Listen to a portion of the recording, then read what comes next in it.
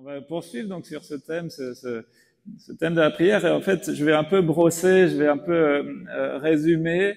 On va résumer un peu les notions qu'on a vues jusqu'à maintenant sur la prière au travers des différents séminaires qu'on a eu l'occasion d'avoir. Je rappelle, il y avait eu ce temps avec le pasteur Yann Newberry, vous vous souvenez peut-être, j'espère que vous avez pu assister, il nous avait donné ce livret, il y avait des choses très très intéressantes dedans, je vais revenir sur certaines petites notions. On a eu ensuite, on avait commencé avec Nicolas Panza sur un thème de la prière, mais plus en relation avec la vie de l'esprit, et là aussi tellement riche toute cette vie de l'esprit que le Seigneur veut pour nous, qu'il a en réserve, qu'il désire nous communiquer, nous entraîner dans ces dimensions-là qui sont pour nous. Et puis, on a eu donc hier ce temps avec Gilbert Ouedraogo sur l'aspect plus spécifique du combat spirituel, des choses très intéressantes que le frère a eu l'occasion de nous partager. Alors, je vais pas résumer l'ensemble, mais je vais revenir sur des notions que j'ai à cœur, peut-être d'insister, de repréciser,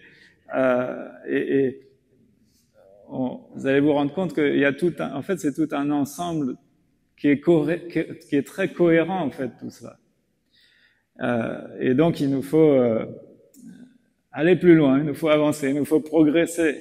Je pense que jusqu'à la fin, on n'aura jamais fini de progresser dans ce domaine de la prière. Et je voudrais repartir d'un verset qui a été rappelé aussi hier, mais qui pour moi est essentiel et fondamental en lien avec la dimension de la vie de prière. On va lire dans 1 Corinthiens, chapitre 3, verset 16, facile à retenir, 1 Corinthiens 3, 16, c'est pas Jean 3, 16, mais c'est 1 Corinthiens 3, 16. C'est une question qui nous est posée ce matin, à travers la parole inspirée par le Saint-Esprit. Ne savez-vous pas que vous êtes le temple de Dieu et que l'Esprit de Dieu habite en vous? Quand on réalise cela, quand par la révélation du Saint-Esprit, quand le Seigneur vient nous éclairer notre pensée, notre compréhension, et qu'on réalise que Dieu a fait de nous le temple du Saint-Esprit, quand on réalise que Dieu, et en plus ça nous a été rappelé aussi dans le don spirituel tout à l'heure, quand on réalise que Dieu a fait de nous une habitation de Dieu en esprit, eh bien là il y a toute une dimension dans laquelle on va entrer, on va comprendre beaucoup de choses quand on réalise que Dieu, il marche pas devant moi seulement, il n'est pas seulement à mes côtés comme un compagnon de route, mais il habite en moi. C'est une grâce, c'est un privilège extraordinaire que Dieu nous fait et que Dieu désire faire encore. Peut-être que certains ont besoin de dire, voilà, ça a été rappelé ce matin, de dire, viens habiter en moi, Seigneur. T'es pas un Dieu seulement théorique, mais viens faire ta demeure en moi, prends toute la place, que tu sièges, comme on dit, sièges sur le trône de mon cœur, que tu viennes régner en moi. Et si on vient à lui vraiment avec un cœur sincère, avec un cœur repentant, humilié vis-à-vis de notre condition pécheresse, eh bien, il va faire toute une œuvre que l'on connaît, je ne vais pas détailler, mais vous connaissez cette œuvre de purification. Si nous confessons nos péchés, il est fidèle et juste pour nous pardonner, pour nous laver, nous purifier de toute iniquité. Il vient faire le ménage. Et pourquoi il fait le ménage? Eh bien, pour revenir habiter nos cœurs. Et quand il vient habiter nos cœurs, eh bien, il y a toute une vie en nous qui prend place. Et je pense que c'est fondamental de mettre ça en lien, évidemment, avec notre vie de prière, la manière dont on exprime, la manière dont on vit la prière. Parce que la prière, c'est pas, vous le savez, et peut-être qu'on a besoin de le comprendre encore plus, c'est pas seulement de réciter, certains récitent des prières par cœur, certains le font de manière systématique un certain nombre de fois par jour, dans certaines religions, Mais nous, on n'est pas à l'abri de ça, d'avoir une prière mécanique, d'avoir une prière automatique, d'avoir une prière routinière, de sans cesse demander les mêmes choses et finir par plus avoir trop de sens.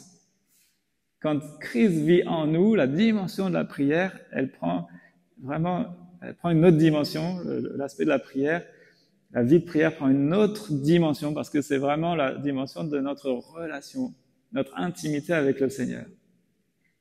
Ne savez-vous pas que vous êtes le temple de Dieu et que l'Esprit de Dieu habite en vous?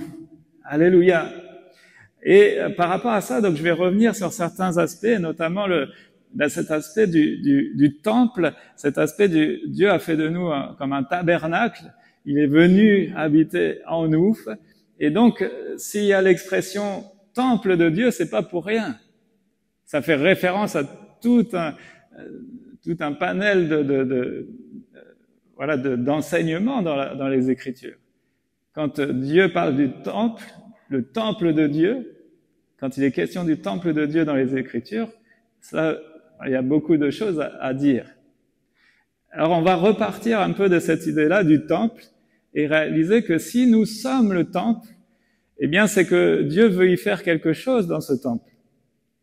Et le premier aspect, alors je vais reprendre mon schéma, et puis Étienne va aussi diffuser peut-être des images qui vont illustrer encore plus la chose. Voilà ce qu'était le temple, le tabernacle dans un premier temps. Il y a une disposition des choses. Il y a tout un enseignement au travers tout ce qui était prodigué par Dieu, indiqué par Dieu. Ensuite, tout cela va être transposé dans le temple de David, enfin le temple qui va être construit ensuite à Jérusalem. Donc, on va s'intéresser, on va revenir. C'est des choses que j'ai déjà vues, mais je veux revenir sur certains aspects pour que ça puisse vraiment être ancré dans nos cœurs. Donc, il y a toute une disposition des choses et il y a tout un enseignement à retirer de ces choses. La première chose, c'est que, à chaque fois, c'est extraordinaire quand on le réalise. La première chose, en ce qui nous concerne, nous, aujourd'hui, dans notre vie de prière, c'est que, alors, de manière symbolique, ici, le Saint des Saints représente la présence de Dieu. On est d'accord? Et la Bible nous explique que l'accès à la présence de Dieu nous était impossible. Cela nous était empêché. À cause de quoi? À cause de notre péché. Notre condition pécheresse faisait que nous étions souillés et impurs, et donc on ne pouvait se tenir dans la présence du Dieu qui est saint. Donc cela nous était impossible auparavant. Mais, au travers Jésus, la Bible nous dit que maintenant on a une libre entrée. On peut le lire ensemble. J'aime tellement tous ces textes. On peut lire Hébreux 4, verset 16. Hébreux 4, verset 16. Approchons-nous donc avec assurance du trône de la grâce afin d'obtenir miséricorde ou compassion selon les versions et de trouver grâce pour être secouru au moment opportun. Donc, aujourd'hui, nous pouvons nous approcher de Dieu en toute assurance, avec assurance et en toute liberté. Hébreux 10, verset 19. Hébreux 10, verset 19 à 22. Ainsi, frères et sœurs, nous avons par le sang de Jésus, au moyen du sang de Jésus, une libre entrée dans le sanctuaire, ou, dans certaines versions, un libre accès au sanctuaire, c'est-à-dire le sanctuaire, le Saint des Saints, le lieu même de la présence de Dieu. Cette route nouvelle et vivante que Jésus a inaugurée pour nous. Donc, vous vous souvenez, l'accès, il était impossible. Le chemin, inaccessible. C'était barré, route barrée, sens interdit. Eh bien, Jésus, lui, nous ouvre la route. Il lève toutes les barrières. et notamment il y avait cette séparation, ce voile, et la Bible nous dit que il a inauguré pour nous au travers du voile, c'est-à-dire de sa propre chair.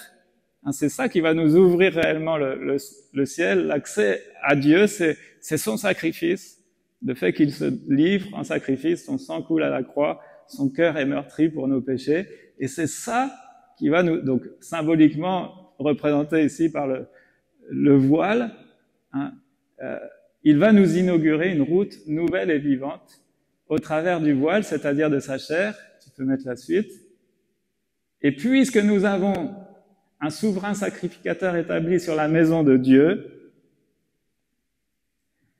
approchons-nous donc avec un cœur sincère, dans la plénitude de la foi, les cœurs purifiés d'une mauvaise conscience et le corps lavé d'une eau pure. Vous vous souvenez, hier, Gilbert a dit, c'est quoi l'eau pure? C'est la parole. Nos cœurs lavés par la parole de Dieu. Donc, dans les deux versets qu'on a lus, approchons-nous donc avec assurance, approchons-nous donc avec un cœur sincère et un cœur purifié. Et on peut lire pour terminer pour ce premier point, Éphésiens 2, verset 18. Éphésiens 2, verset 18. Car par lui, nous avons les uns et les autres accès auprès du Père dans un même esprit. Voilà. Est-ce qu'on réalise cette grâce que l'on a? C'est que par Jésus-Christ, maintenant, on a une libre entrée, on a un libre accès auprès du Père.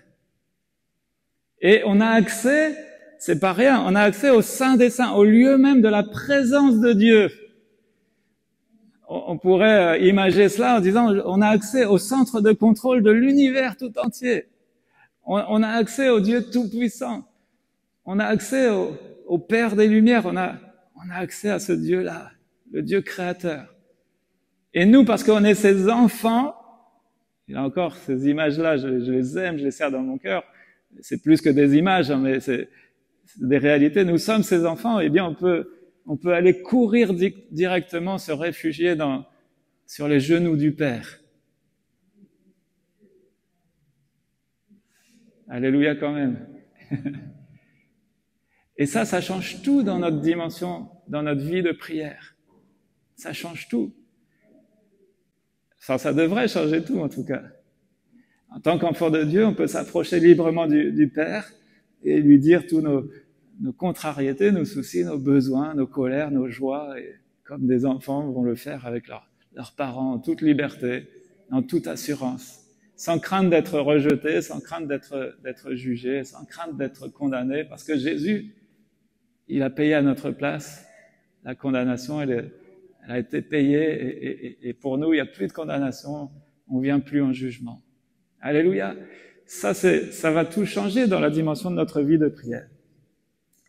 Et donc, au travers ce plan du tabernacle, il y a tout un enseignement évidemment qui est spirituel, et il y a toute une pédagogie pour nous montrer comment nous devons et comment nous pouvons nous approcher du Père. Parce que c'est vrai qu'on a une libre entrée, un libre accès. Oui, alléluia, amen. Mais malgré qu'on a un libre accès, une libre entrée, on ne s'approche pas de Dieu n'importe comment.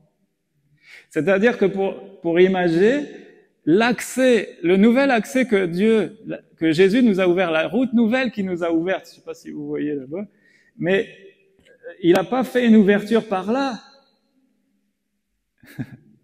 Vous comprenez? Le chemin, il reste le même. On ne s'approche pas de Dieu n'importe comment. Il y a quand même des choses à respecter, des éléments à respecter. Donc, dans le sens où on peut s'approcher de Dieu en toute liberté, en toute assurance, comme des enfants le feraient auprès de leurs parents, mais il y a quand même un respect. Mais il y a quand même certaines règles, et quand je dis règles, j'espère que vous allez comprendre ce que je veux dire. C'est plus des règles de bienséance que des règles des lois, enfin des choses que je dois faire. Hein. C'est des règles de bienséance. On va revenir sur ces choses. Alors,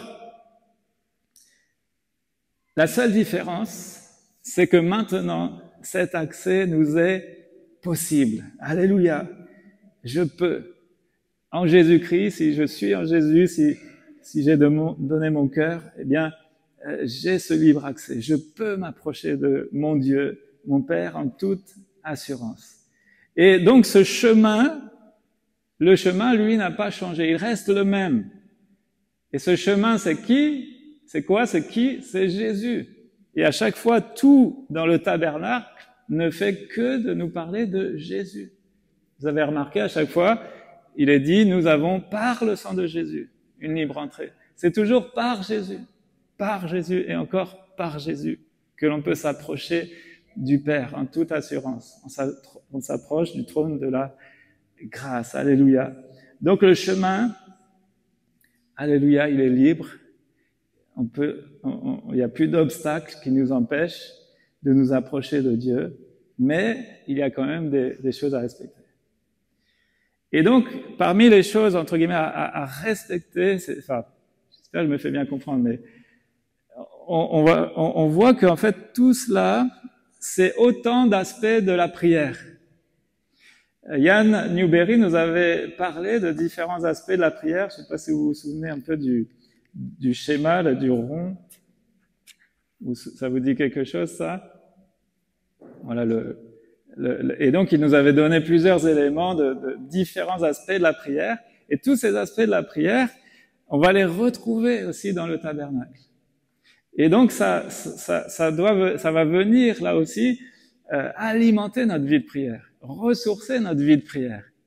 Et plutôt que d'avoir une vie de prière qui est un peu toujours monotone, toujours la même, parce qu'on présente toujours les mêmes sujets, et puis on prie toujours un peu de la même manière, mais non, il y a tout un champ là, un champ de la prière qui est là aussi, qui est riche, qui est extraordinaire, et qu'on va pouvoir cultiver. Le premier élément, je vais passer rapidement, c'est des choses que je vous ai déjà partagées, mais je reviens, parce que ça doit alimenter, encore une fois, ma vie de prière. Premier élément, c'est la porte, l'accès. Alors, on ne voit pas là, mais c'était un voile, hein, encore une fois, c'était des tissus qui constituaient l'accès. Hein.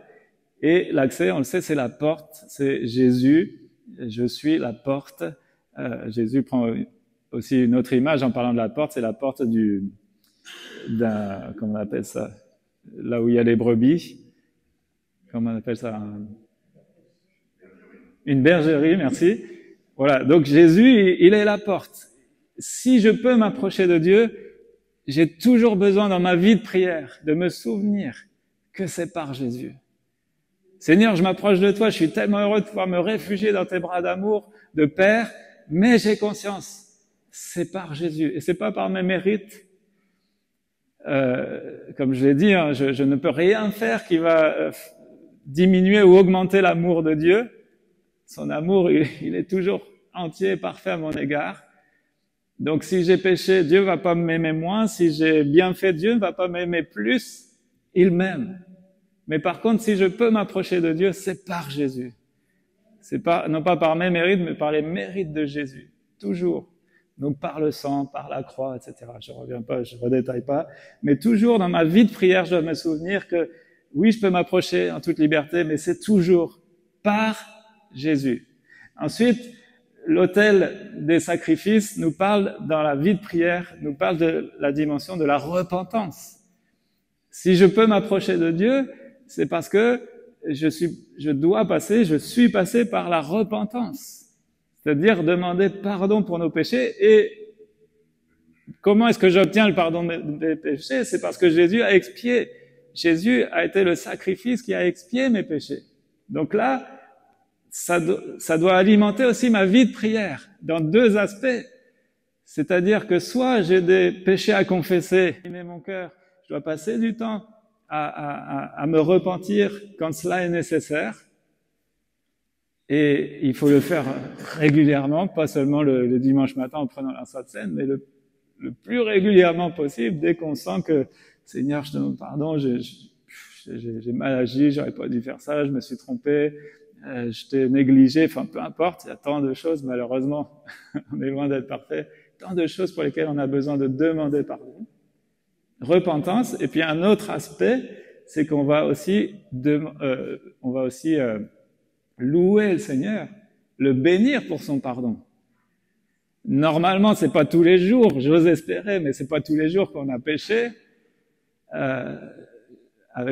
Maintenant qu'on est dans le Seigneur, normalement, on est libéré du péché.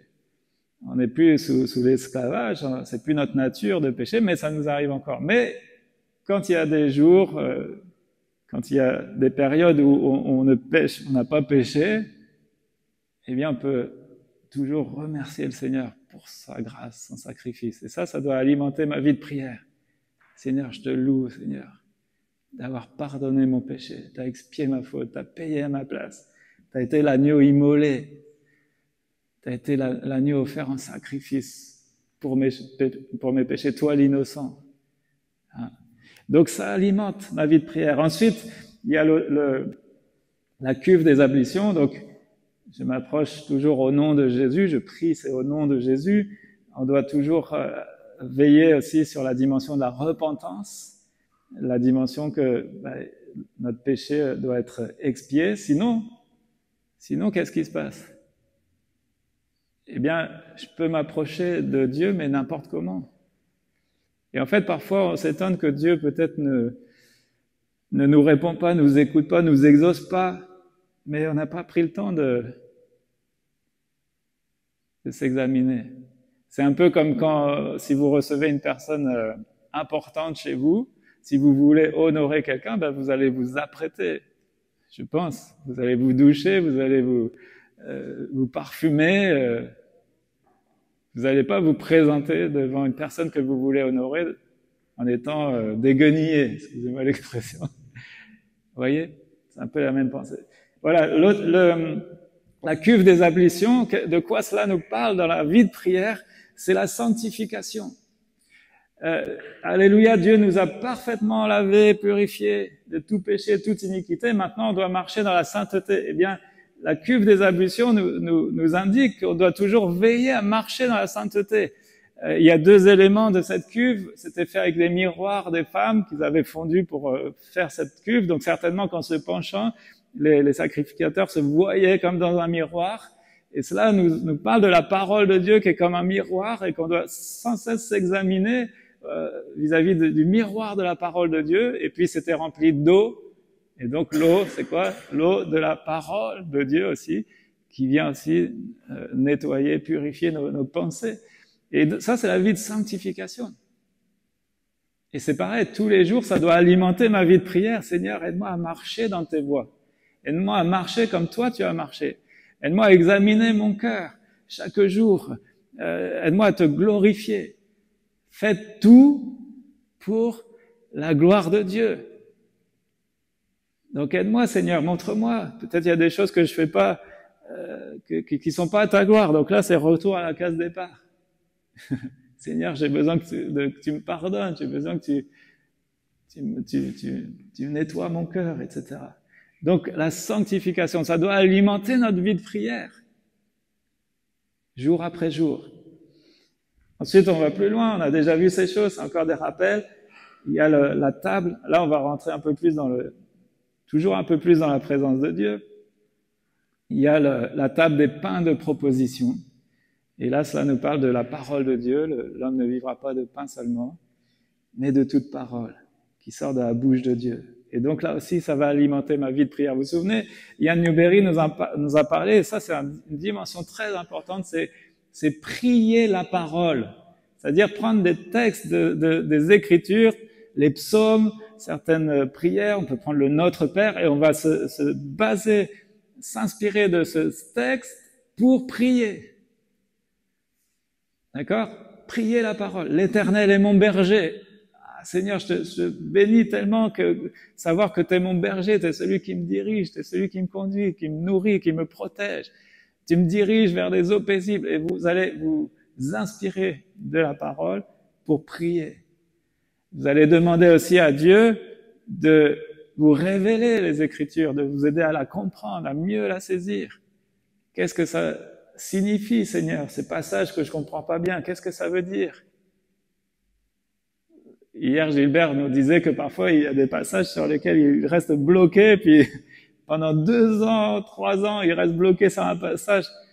Ça ne veut pas dire qu'il lit pas les autres, hein, mais dans sa réflexion, jusqu'à un moment où il a un éclairage, et le Seigneur va lui donner une réponse. Et c'est ça. On doit demander au Seigneur qu'il vienne se révéler à nous, hein, que la révélation de ta parole nous éclaire. Donc aussi, ça va alimenter ma vie de prière.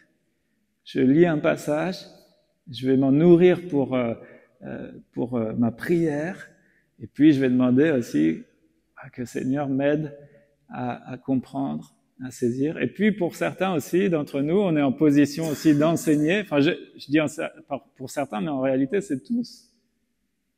Alors certains ont des positions dans l'Église, prédicateurs, ceux qui enseignent au groupe d'instruction biblique. Donc là aussi, Seigneur, inspire-moi, aide-moi à transmettre ta parole. Mais on a tous ce rôle-là aussi au sein de nos familles, de nos foyers. Seigneur, ce que tu me permets de comprendre, aide-moi à l'enseigner, aide-moi à le transmettre. D'accord? Donc, encore tout un pan de notre vie de prière. Ensuite, le chandelier d'or, et là, cela nous parle, là encore, oh là là, tellement de choses à dire. La vie de l'esprit. Le chandelier d'or était alimenté par l'huile pour pouvoir briller, et cela nous parle de la vie de l'esprit. Et donc, ça doit alimenter ma vie de prière. Chaque jour, ou presque tous les jours, mais en tout cas, régulièrement, demander à Dieu le fruit de l'esprit, Galates 5, 22. J'y reviens pas, on en a déjà parlé. Demander à Dieu les charismes, la manifestation des charismes. C'est quoi? Les dons de grâce, les dons spirituels. Ce sont des dons de grâce, littéralement, des charismes. Et donc, non pas que Dieu nous donne ça par mérite, mais c'est là encore des dons de grâce que Dieu veut qu'on manifeste dans l'Église. Alors Seigneur, utilise-moi pour donner une parole de connaissance, utilise-moi pour un parler en langue qui va pouvoir être interprété, utilise-moi pour un don pour des guérisons, des miracles. Est-ce que vous croyez que Dieu veut vous utiliser pour ça? Il va vous utiliser, mais il faut prier, il faut que ça alimente notre vie de prière. Seigneur, baptise-moi dans le Saint-Esprit. Équipe-moi pour que je puisse être un témoin encore plus efficace, Seigneur. Donc ça, c'est toute la vie de l'Esprit. Si vous êtes déjà baptisé dans le Saint-Esprit, priez en langue. C'est Paul qui dit dans 1 Corinthiens, on peut l'afficher, on va le lire ensemble. 1 Corinthiens 14, verset 18. L'apôtre Paul qui dit « Je rends grâce à Dieu de ce que je parle en langue plus que vous tous. » Donc c'était alimenté ça dans la vie de l'apôtre Paul. Donc là aussi, dans notre vie de prière, on doit réclamer, on doit demander, on doit alimenter toute cette vie de l'esprit. D'accord? Et prendre du temps pour prier en langue. Prendre du temps pour prier en langue. Allez, on avance. Je ne vais pas être trop long, il y a d'autres choses à voir, mais l'autel des parfums. Donc les parfums, hein, la Bible nous dit que ce sont les prières des saints, les parfums, c'est la louange. Donc là aussi, tout un pan de notre vie de prière, ça doit être aussi la louange. La louange, c'est louer Dieu pour ce qu'il fait, pour ce qu'il accomplit, pour les bénédictions qu'il nous accorde. Et là, moi, dans ma vie de prière personnelle, je détaille un peu plus. À partir de là, je vais détailler. L'autel des parfums, il va y avoir non seulement la louange, donc je vais louer Dieu pour ce qu'il fait, mais il y a aussi les actions de grâce. C'est quoi les actions de grâce? Eh bien, c'est dire merci au Seigneur pour les bénédictions qu'il nous accorde à nous, hein, spécifiquement à nous, ce qu'il nous a donné à nous. Et typiquement, c'est très simple. Je prie, moi, pour la journée d'hier. Ça, j'essaye de rebrosser dans mes pensées la journée d'hier. Seigneur, je te bénis parce que tu m'as béni dans tel domaine, tu m'as donné ça, tu m'as voilà, tu me donnes une épouse, ça m'arrive de temps en temps de bénir Dieu pour l'épouse qu'il m'a donnée, etc., etc. Et voilà, bénir le Seigneur, les actions de grâce, c'est pour les bénédictions reçues. Et puis, ensuite, après la louange, tous les aspects de la louange qui doivent alimenter aussi notre vie de prière, on va rentrer dans la présence là de Dieu. Alors ça ne veut pas dire que dans le reste, on n'est pas dans la présence de Dieu. Tout le long, on est dans la présence de Dieu. Mais là, il y a des choses qui vont se passer. Il y a des choses qui vont se passer de manière plus particulière. Et là, il y a 3 dimensions dans la vie de prière. Première dimension, c'est l'intercession. Dans les requêtes, j'ai oublié un autre truc, oui, pardon, avant l'intercession, il y a les requêtes. C'est-à-dire, je vais prier, mais pour moi, pour mes besoins. Prier pour soi, prier pour mes besoins personnels. C'est pas égoïste, et c'est pas un péché que de prier Dieu pour nos besoins. D'accord? Il y en a certains qui se disent, ouais, je veux pas embêter Dieu avec mes soucis, mes besoins, il a bien d'autres soucis. Non. Dieu est tout puissant, Dieu il est omniscient, omnipotent, il veut nous combler dans tous nos besoins. Donc il faut les lui faire connaître, faites connaître à Dieu tous vos besoins. Donc ça c'est les requêtes. Ensuite vient l'intercession, où là je prie plus pour mes besoins, mais je vais prier pour les autres. C'est l'intercession. Pourquoi ça arrive là?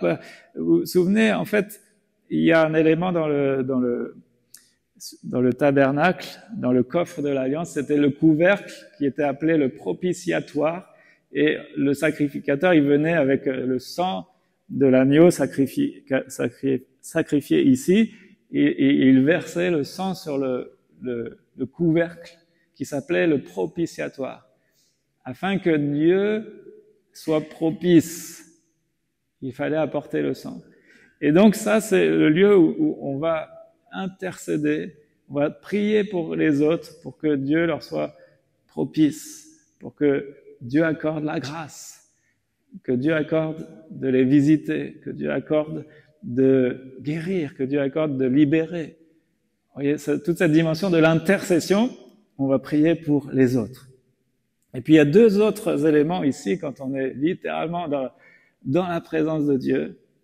2 choses, il y a l'écoute. Vous le savez, il y a plein d'épisodes dans la parole de Dieu où la présence de Dieu s'est manifestée, et il y avait différentes réactions, mais la plupart du temps, il y avait, les gens se taisaient, et étaient parfois terrorisés. Alors nous, on n'est pas terrorisés dans la présence de Dieu. Pourquoi? Parce qu'on sait que c'est notre Dieu d'amour, c'est notre Père. Mais il faut aussi avoir un temps où on l'écoute. Imaginez que dans notre vie, enfin, je sais pas, dans votre vie de prière, comment vous vivez les choses, mais si on fait tout cela, mais que jamais on ne l'écoute, il y a comme un manque de respect, en fait. Il y a comme un manque de respect. Dieu veut nous parler. Peut-être qu'il l'aura fait là, à l'écoute de sa parole. Hein. Peut-être qu'il l'aura fait là, dans la vie de l'esprit. Hein. Il parle tantôt d'une manière, tantôt d'une autre. Mais il faut qu'on prie en disant, Seigneur, aiguise mon oreille. Que je puisse écouter comme écoute un de tes disciples, un de tes serviteurs. Hein. Éveille mon oreille. Donc l'écoute, avoir des temps de silence dans la présence de Dieu. Et puis le dernier point ici, c'est l'adoration. Et l'adoration, c'est différent de la louange. La louange, je résume, hein, je schématise. C'est remercier Dieu pour ce qu'il fait, ce qu'il accorde. Mais l'adoration, c'est louer Dieu pour qui il est. Pour qui il est. Et là, vous vous souvenez, Yann Newberry nous avait aussi donné des outils très utiles. Il y avait ce petit livret où il y a tout autant d'attributs de Dieu. Ah ben regardez, c'est au hasard. Lumière. Dieu est lumière. Il n'y a aucune trace de ténèbres en lui. Et puis ensuite, il y a le verset, il y a une petite définition, puis derrière, vous avez une aide pour prier, pour louer le Dieu pour qui il est éternel. Éclaire-moi maintenant par ta parole. Aide-moi aujourd'hui à choisir la lumière, à fuir les ténèbres. Merci mon Dieu, car tu as fait de moi un enfant de lumière. C'est toi qui as envoyé Jésus, lumière du monde qui donne la vie, attire, purifie, réjouit notre cœur. Alléluia. Et là, on va avoir un temps de louange pour qui il est. Il est la lumière du monde. Alléluia. Et cela nous a été rappelé hier. Et aussi, je vais y revenir. Donc, l'adoration, où j'adore Dieu pour qui il est. Pas pour ce qu'il fait, cette bénédiction, pas par intérêt, en fait, mais simplement pour qui il est. Et là, vous vous souvenez, le coffre de l'Alliance, il y avait ces deux anges, ces deux chérubins, et la Shekinah, la gloire de Dieu, elle se manifestait là au milieu de ces deux anges. Et là, on adore Dieu pour qui il est. Voilà, donc tout cela, je voulais revenir sur ces choses, mais ce sont des choses que Yann Newberry nous a partagées, lui, à sa manière, à travers le schéma, là, et vous retrouvez ça. Donc, quand tout cela, on le digère, on l'assimile, eh bien, ça nous aide. Ça va être comme un schéma, comme une ligne de route qu'on va pouvoir suivre dans notre vie de prière. Si vous vous sentez pauvre dans votre vie de prière, eh bien, reprenez ça. Et puis, vous allez alimenter là toutes les dimensions de votre vie de prière. Et votre vie de prière va s'enrichir, votre dialogue, votre communion avec Dieu va s'enrichir. Alléluia. Maintenant, je vais venir sur notre parce qu'on a besoin de comprendre ça. C'est tellement, là aussi, un trésor, une richesse. Le tabernacle, c'était aussi appelé la tente de la rencontre, et ensuite ça va devenir le temple à Jérusalem. Il était constitué de 3 parties. Le parvis extérieur, le lieu saint et le saint des saints, ou le lieu très saint. D'accord? Donc 3 parties distinctes. Et on a lu tout à l'heure, ne savez-vous pas que vous êtes le temple du Saint-Esprit? Et donc, Dieu, il nous a aussi construit comme ça pour être le temple. Et il nous a construit aussi avec ces 3 parties, ces 3 dimensions, en fait. Un parvis extérieur où tout le monde pouvait entrer, tout le monde avait accès. Et ensuite, un lieu saint et un lieu très saint où là, c'était réservé. C'est plus n'importe qui pouvait y entrer. C'était les sacrificateurs. Et notamment le souverain sacrificateur qui, lui, entrait dans le lieu très saint une seule fois par an. D'accord? Et en fait, de quoi cela nous parle? Ça nous parle encore une fois de Jésus. Jésus était le seul, le souverain sacrificateur, nous parle encore une fois de Jésus, je ne vais pas redétailler, mais Jésus était le seul à avoir accès auprès du Père. Mais maintenant, il n'est plus le seul. Chacun de nous, on a ce libre accès. La Bible nous dit qu'il a fait de nous un peuple de sacrificateurs pour Dieu. Et ça, on y reviendra quand on va parler du sacerdoce universel. Et donc maintenant, moi, vous, chacun de nous, qui sommes enfants de Dieu, disciples de Jésus, on a, en tant que sacrificateurs pour Dieu, on a ce libre accès aussi. Et donc, il y avait ce parvis extérieur public. Ensuite, plus on se rapproche de Dieu, plus ça devient intime et réservé. Et pour vulgariser cela, eh bien, nous qui sommes le temple de Dieu, on a aussi la même construction. Il y a un moi public. Il y a le moi public. Le moi public, c'est ce que tout le monde voit de moi. C'est l'extérieur. Et ce moi public, je vais me balader dans la rue, tout le monde va le voir. C'est l'apparence extérieure. C'est ce que je laisse transparaître publiquement. D'accord? Donc, non seulement l'apparence physique extérieure, mais, par exemple, les mots que je vais prononcer en public, comme je le fais là aujourd'hui, vous voyez le moi extérieur. D'accord? Tout le monde le voit et tout le monde peut le connaître, ce moi extérieur. Ensuite, il y a le moi privé. Et le moi privé, là, il y en a, c'est plus accès à tout le monde, mais il y en a que quelques-uns qui le connaissent. Et c'est qui ces quelques-uns? Ben, il y a enfin, typiquement, c'est notre famille et puis nos amis. Ceux avec qui on va casser un peu l'armure. On va partager des choses qu'on va pas partager avec tout le monde. Voilà, nos familles, notre foyer, nos enfants, notre épouse, notre mari, nous voient sous des aspects que personne d'autre ne voit.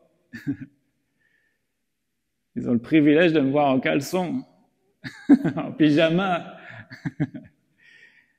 Et c'est valable sur le plan extérieur, physique, de la présentation, mais c'est aussi valable sur le plan de la vie de tous les jours. Il y a des choses que on se permet dans le privé, dans l'intimité d'un foyer, que jamais on se permettrait en public, ce qui est tout à fait normal, ça, c'est de la bienséance peut-être. Mais il y a ce moi privé. Puis on va avoir des amis, des intimes avec qui on va partager, parfois on va partager des fardeaux, on va avoir des échanges, des conversations profondes et tout ça. Donc là, il y a tout un moi qui est privé. Et puis, il y a le moi intime. Et là, le moi intime, eh bien, seul Dieu le connaît. Seul Dieu le connaît. Nous, ce moi intime, on en connaît certains aspects. Mais même nous-mêmes, on ne se connaît pas parfaitement. Il y a des choses de notre intimité que même à nos plus proches, on n'ose pas partager. Donc il y a des choses dont on est conscient, mais il y a toute une autre dimension dont on n'est même pas conscient et que Dieu connaît.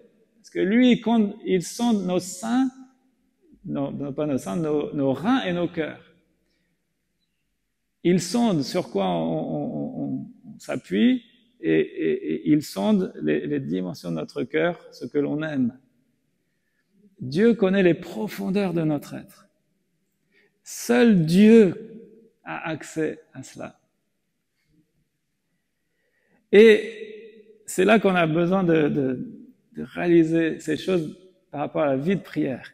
Ce que Dieu attend de nous, c'est qu'on se fasse connaître à lui. C'est ce que Dieu cherche. Je l'ai déjà répété des centaines de fois dans toutes sortes de messages. Dieu cherche nos cœurs. Il veut notre cœur. Et malgré le fait que, c'est vrai, on pourrait dire, Dieu, il est omniscient, il connaît tout de nous. On n'a rien à cacher, tout est à nu, à découvert devant celui qui est le Père des Lumières. Mais malgré qu'il ait une connaissance absolue de tout, il veut ici une relation avec nous. Et il veut que non seulement, il veut que l'on lui fasse connaître tout de nos cœurs, lui déballer nos cœurs, nos pensées, parfois nos aspects les plus sombres, nos pensées les plus mauvaises, mais aussi nos joies, nos aspirations, nos désirs, nos souhaits. Il attend de nous cela. Et dans ce lieu de notre moi intime, Dieu veut aussi nous révéler qui nous sommes. Il veut aussi nous montrer les profondeurs de notre cœur, qui nous sommes réellement. Et qu'est-ce que Dieu veut faire? Il veut aussi nous forger, là. Il veut nous changer. Il veut nous modeler à la ressemblance de Jésus-Christ. Et donc ces aspects-là, ça se passe dans l'intimité avec le Seigneur, dans le secret avec le Seigneur. Quand tu pries, entre dans ta chambre, ferme ta porte. C'est ça dont ça nous parle. C'est l'intimité, le privé avec Dieu.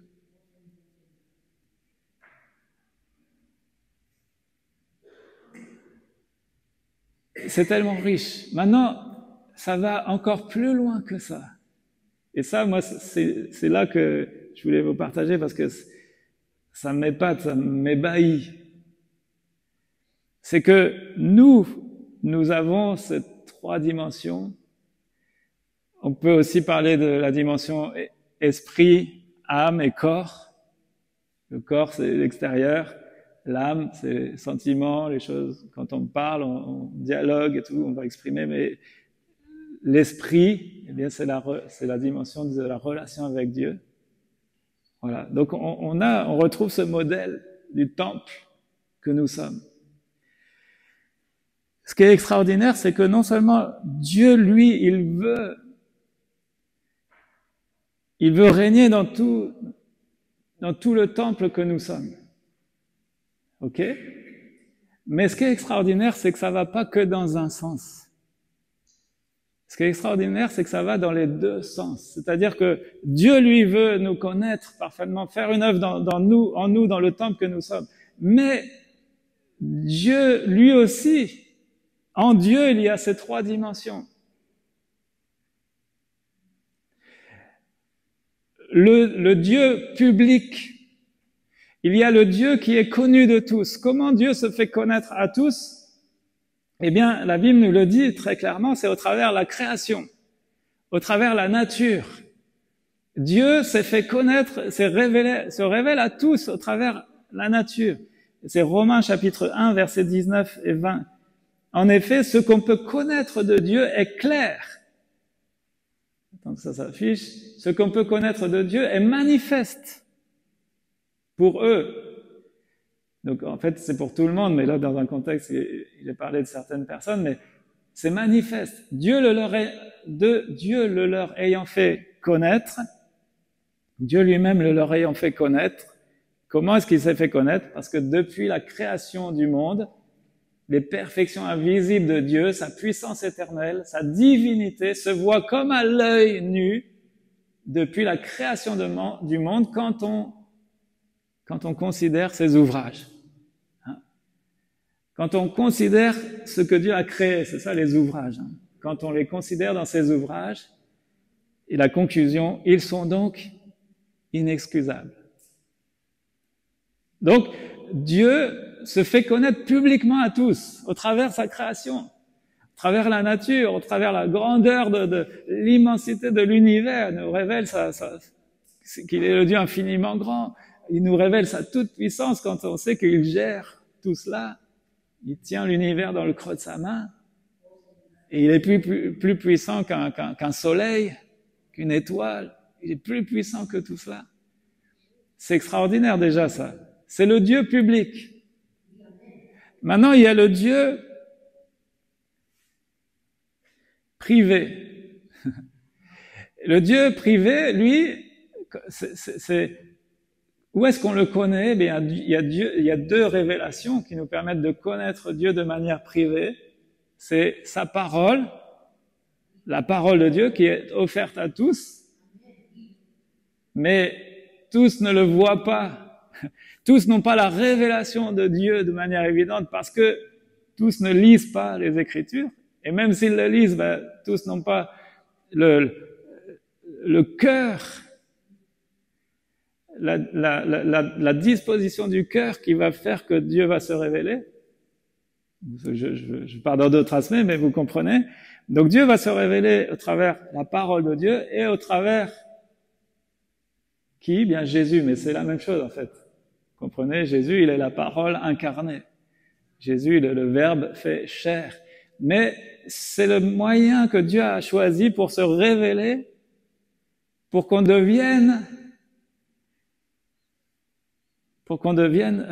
amis avec lui, pour qu'on ait une relation avec lui, que la relation avec lui soit restaurée. Au travers de la parole de Dieu, les Écritures, il vient se révéler, et puis cette parole de Dieu, elle a été incarnée à travers Jésus-Christ, et on sait que c'est uniquement par Jésus-Christ qu'on peut connaître Dieu. D'accord? Maintenant, il y a encore plus loin. Il y a le Dieu public, se révèle à tous, il y a le Dieu privé, se révèle qu'à quelques-uns qui le cherchent. Et puis il y a le Dieu intime. le Dieu intime. Dieu se révèle là dans son intimité. C'est quoi le Dieu intime? De la même manière que Dieu, il veut connaître notre cœur. Il veut connaître notre cœur. Il veut notre cœur, littéralement. Il le veut pour lui. Il veut y régner. Il veut en connaître tous les aspects. Bien de la même manière, Dieu veut nous faire connaître son cœur à lui. Son cœur à lui. Et comment est-ce que je peux avoir accès à son cœur à lui? Eh bien là, c'est au travers la vie de l'Esprit.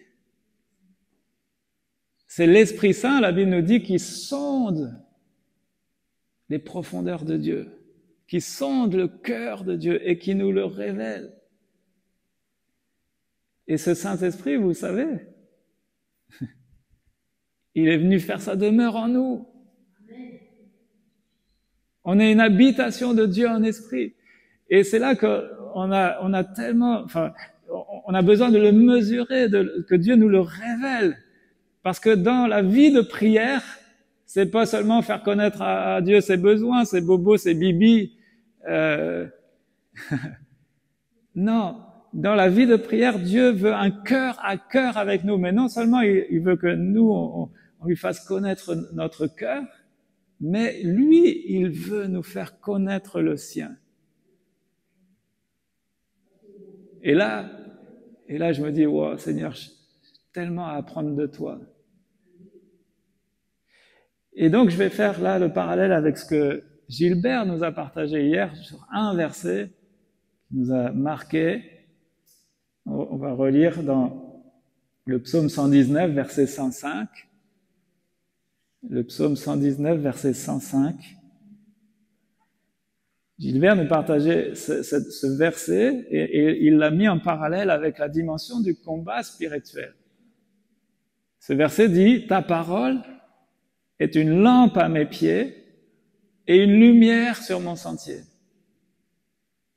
Et il nous a souligné, je le rappelle pour ceux qui n'étaient pas là, il nous a souligné que une lumière à mes pieds, c'est bien, mais c'est un éclairage limité. Une lampe, c'est un éclairage qui est limité.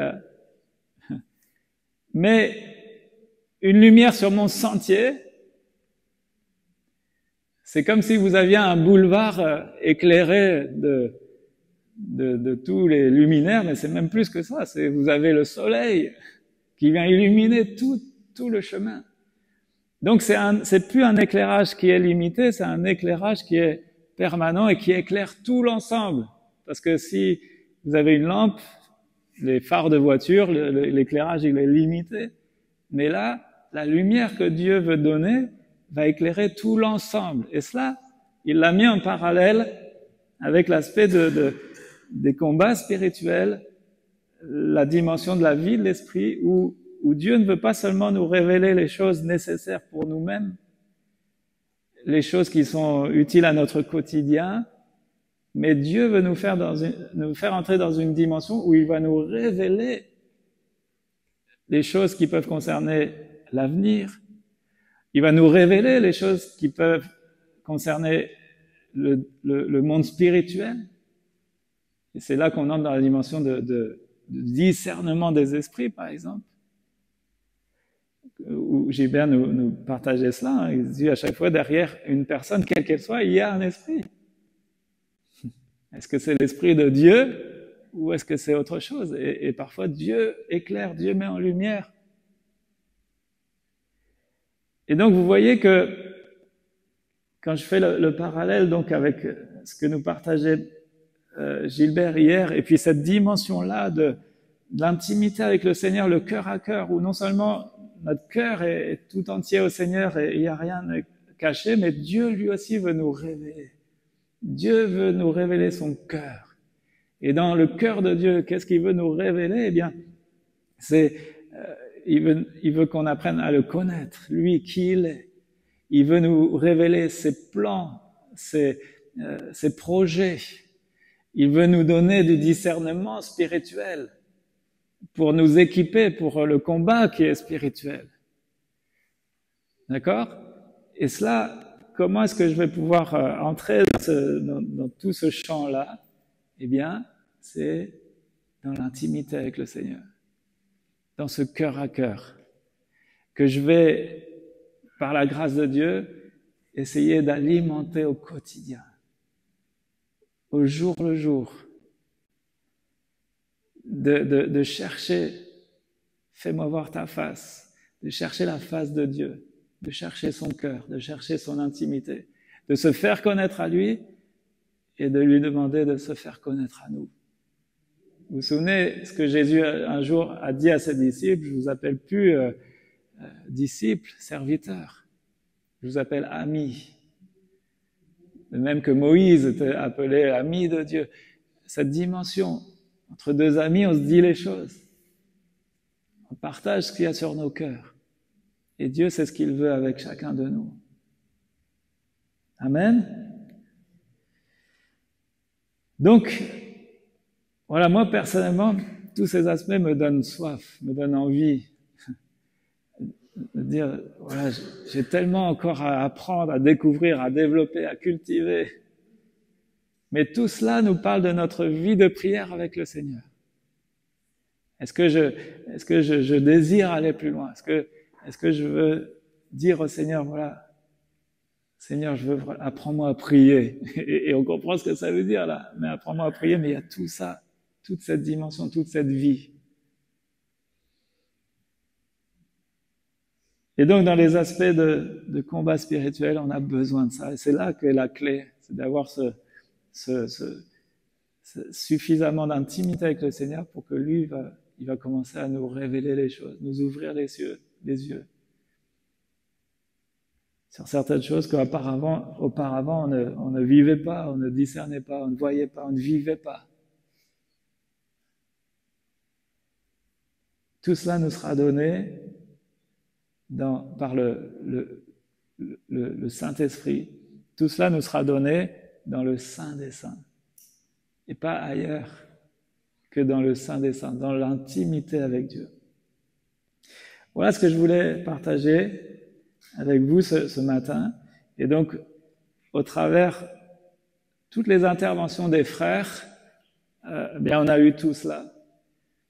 À travers l'intervention de Nicolas Panza, il y a eu toute cette dimension de la vie de l'esprit, et ça nous parle directement de ça, de l'intimité avec le Seigneur. Si je veux entrer dans cette dimension de la vie de l'esprit, d'avoir des révélations, d'avoir vos vieillards auront des songes, vos jeunes gens auront des visions, c'est la vie de l'esprit.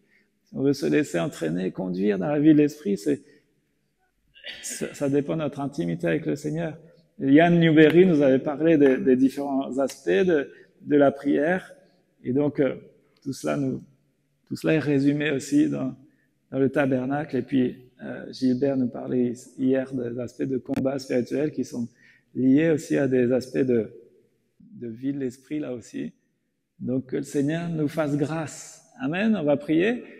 On va terminer ces moments, et puis tout à l'heure en début d'après-midi, bien je voudrais qu'on ait vraiment un temps de prière pour réclamer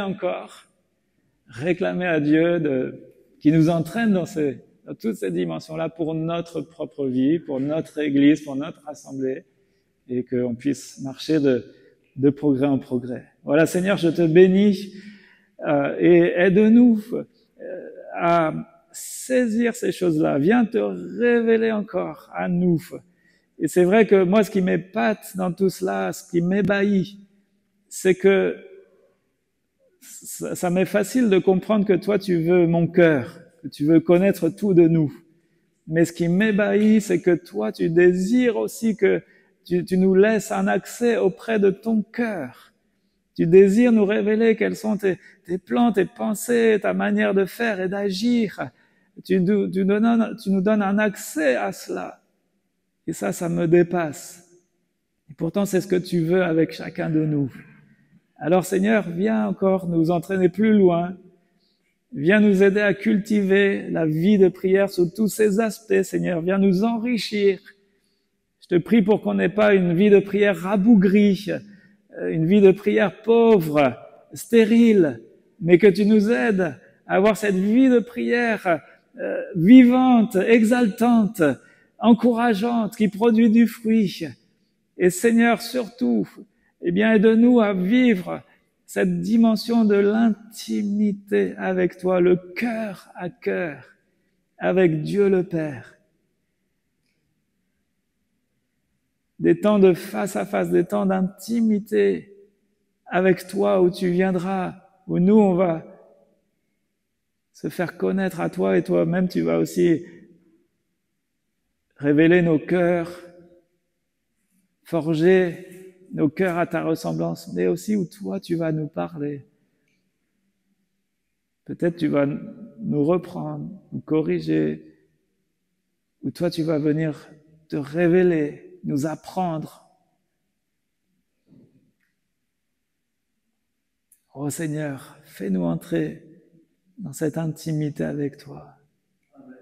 Je te loue, Seigneur, pour le libre accès. Je te loue, je te bénis pour la libre entrée dans le sanctuaire de Dieu. Merci, Seigneur, de nous permettre de nous tenir dans ta présence. Mais Seigneur, on veut utiliser ce privilège.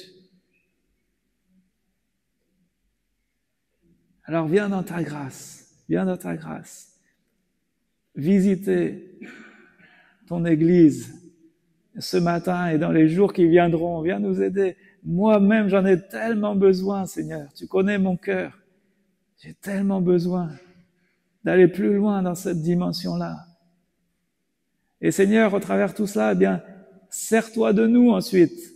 Que ce soit un équipement surnaturel, un équipement divin pour être réellement la lumière du monde et le sel de la terre. Pour être réellement des phares là où tu nous as placés. Oh Jésus, que nous aussi on puisse éclairer les autres. Et pour cela, bien, voilà. Fais-nous vivre cette intimité avec toi, Père.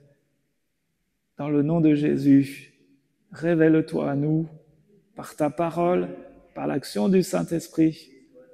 Révèle-toi à nous dans notre vie de prière. Père, au nom de Jésus, on te prie. Amen. Amen.